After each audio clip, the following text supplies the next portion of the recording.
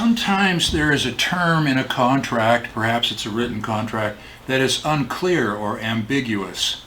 How do we determine what a term means if there's an ambiguity in the contract? Well, there are rules of interpretation with regard to that also. And so suppose I tell you I need 10,000 bicycle frames painted blue delivered by August the 1st.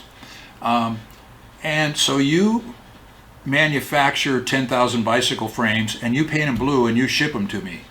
And when I get them, I say, no, I meant dark blue, you know, like a brand new pair of blue jeans. I need a dark blue. And what you sent me was sky blue, a kind of a pale blue like the sky. And I said, that won't do. I need the dark blue. You say, look, your contract just said blue.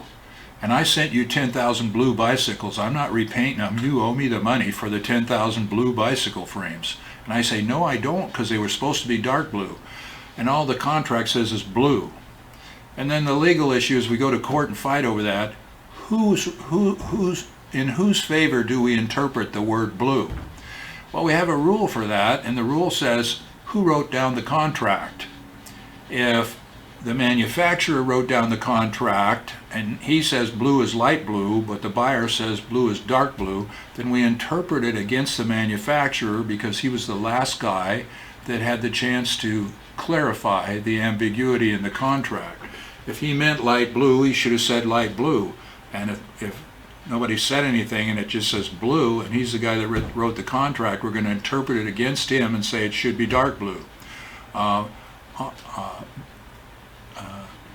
Looking at it the opposite way, if it was the buyer who wrote the contract, and then we're going to interpret the word blue as meaning light blue in favor of the manufacturer, because if he wanted dark blue, he should have said in the contract dark blue. So that's how we interpret ambiguities. That's one of the rules of interpretation.